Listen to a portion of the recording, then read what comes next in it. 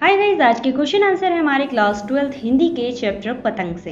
तो आइए स्टार्ट करते हैं इसके क्वेश्चन आंसर्स को।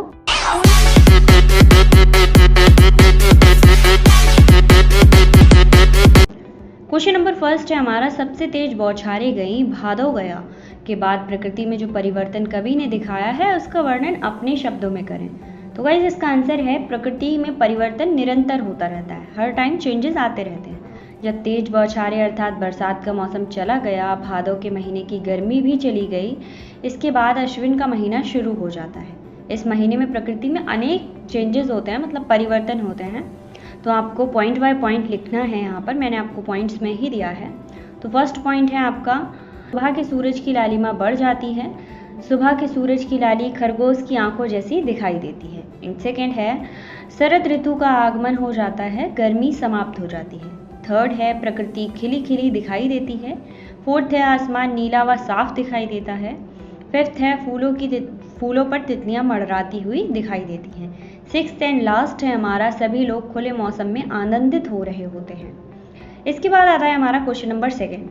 और गाइज, अगर आपने इसके नोट्स प्रिपेयर नहीं किए हैं तो मेरी इंस्टा आईडी है rstudy@10। मेरी हर वीडियो के नीचे आपको उसका लिंक मिल जाना है एंड यहाँ पर शो भी करता है, तो वहाँ जाकर आप इसके नोट्स या फिर नोट्स का PDF मुझसे ले सकते हैं। तो चलते हैं क्वेश्चन नंबर सेकेंड की तरफ। सोचकर बताएं कि पतंग के लिए सबसे हल्की और रंगीन चीज, सबसे पतला कागज, सबसे पतली कमानी जैसे विशेषणों का प्रयोग क्यों किया गया है। तो कवि ने पतंग के लिए अनेक विशेषणों का प्रयोग किया है। पतंग का निर्माण जो होता है वो रंगीन कागज से होता है। इंद्रधनुष के समान यह अनेक रंगों की होती है। इसका कागज इतना पतला होता है कि अगर पानी की एक बूंद भी डल जाए तो ये फट जाता है। और यह बांस की पतली कमानी से बनती है। कवि के माध्यम से यह बाल सुलभ चेष्टाओं का आकलन है। पतंग भी बालमान की तरह कल्पनाशील, कोमल व हल्की होती है। ठीक है, इसके बाद आता है क्वेश्चन नंबर थर्ड। तो इसमें आपको बिंब स्पष्ट करना है। आपको कुछ लाइंस दी गई हैं। फर्स्ट है आपकी, सबसे तेज बौछारें गई भादो गया, सवेरा हुआ खरगोश की आंखें जैसे लाल सवेरा, शरद आया पुलों को पार करते हुए, और अपनी नई चमकीली साइकिल तेज चलते हुए। और तो ये सारी लाइन आपको दी गई हैं। ठीक है, कवि ने इस कविता में दृश्य बिंब का सार्थक व स्वाभाविक प्रयोग किया है। उन्होंने बच्चों के भावुन रूप बिंब का प्रयोग किया है। पाठक भी कवि की संवेदनाओं को शीघ्र ग्रहण कर लेता है। इस अंश में निम्नलिखित बिंब हैं। तो आपको जितनी भी लाइंस दी गई थी उनमें बिंब आपको बताने हैं। फर्स्ट है आपका तेज बौछारें, तो इसमें गतिशील दृश्य बिंब है। इन सेकेंड सवेरा हुआ, इसमें स्थिर दृश्य बिंब है। खरगोश की आंखें जैसे लाल सवेरा, स्थिर दृश्य बिंब है इसमें। पुलों को पार करते हुए, तो इसमें गतिशील बिंब है। देखिए, जो चीज़ चल रही है उसमें गतिशील बिंब है। ठीक है, गतिशील दृश्य बिंब। और जो चीज़ ठहरी हुई है उसमें स्थिर दृश्य बिंब है। तो इसमें ज़्यादातर दो ही प्रकार के बिंब का यूज़ हुआ है, गतिशील और दृश्य बिंब। उसके बाद आता है हमारा घंटी बजते हुए जोर जोर से, श्रव्य बिंब है। चमकीले इशारों से बुलाते हुए, ठीक है, चमकीले इशारों से बुलाते हुए गतिशील दृश्य बिंब। एंड आकाश को इतना मुलायम बनाते हुए स्पर्श दृश्य बिंब। लास्ट है हमारा, पतंग ऊपर हट सके, गतिशील दृश्य बिंब है। तो गाइज, ये था थर्ड क्वेश्चन का आंसर। क्वेश्चन नंबर फोर्थ की तरफ चलते हैं। जन्म से ही वे अपने साथ लाते हैं कपास, कपास के बारे में सोचे तो कपास से बच्चों का क्या संबंध बन सकता है। तो इसका आंसर है, कपास से बच्चों का गहरा संबंध है। दोनों में काफ़ी समानताएं होती हैं। फॉर एग्जाम्पल, कपास जैसे सफ़ेद होती है वैसे ही बच्चों को भी सफ़ेद होते हैं, एकदम सफ़ेद और गोरे होते हैं। कपास की तरह ही बच्चे भी कोमल और मुलायम होते हैं। कपास के रेशे की तरह ही उनकी भावनाएं होती हैं।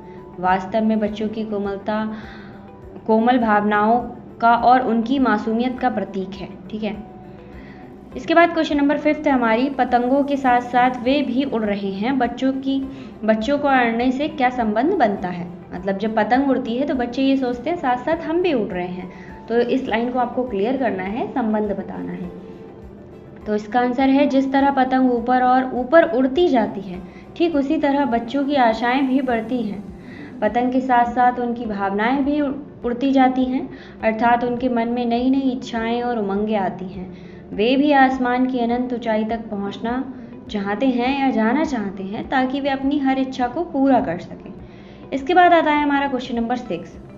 निम्नलिखित पंक्तियों को पढ़कर प्रश्नों के उत्तर दीजिए। तो आपको 2 पंक्ति दी गई हैं, आ और बा। आ पंक्ति है, छतों को भी नरम बनाते हुए, दिशाओं को मृदंग की तरह बजाते हुए। बा है, अगर वे कभी गिरते हैं छतों के खतरनाक किनारों से तो बच जाते हैं, तब तो और भी निडर होकर सुनहले सूरज के समान आते हैं। तो इसमें फर्स्ट लाइन दिशाओं के मृदंग की तरह बजने का क्या तात्पर्य है बताना है आपको। इन सेकेंड, जब पतंग सामने हो तो छतों पर दौड़ते हुए क्या आपको छत कठोर लगती है। इन थर्ड, खतरनाक परिस्थितियों का सामना करने के बाद आप दुनिया की चुनौती के सामने स्वयं को कैसे महसूस कर सकते हैं। तो गाइस इसका आंसर है फर्स्ट लाइन का, दिशाओं को मृदंग की तरह बजाने का तात्पर्य है, ठीक है, कि जब बच्चे ऊंची पतंग उड़ाते हैं तो वे दिशाओं तक जाती हैं, ठीक है, दिशाओं तक जाती हैं, जाने लगती हैं, तब ऐसा प्रतीत होता है मानो बच्चों की किलकारियों की दिशाएं मृदंग बजा रही हैं। इन सेकेंड, जब पतंग सामने हो तो छत कठोर नहीं लगती क्योंकि पैरों में अनजानी थिरकन भर जाती है। छत पर दौड़ते हुए ऐसा लगता है मानो हम किसी मुलायम घास पर दौड़ रहे हैं। एंड थर्ड है हमारा, यही जीवन में खतरनाक, यदि जीवन में हमारे कोई खतरनाक परिस्थितियों का सामना कर लिया जाए या फिर हो जाए तो दुनिया को चुनौतियों का सामना करने में कोई कठिनाई नहीं होती क्योंकि हम उस चीज़ को एक्सपीरियंस कर चुके होते हैं।